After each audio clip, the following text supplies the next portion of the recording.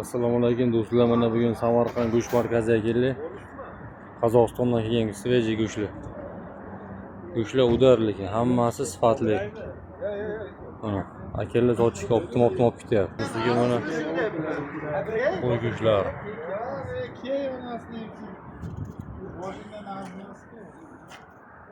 Qiziq shekilli. Bu yerga kilogram qilib, bitta kilo qilib o'lchab beryaptilar. 1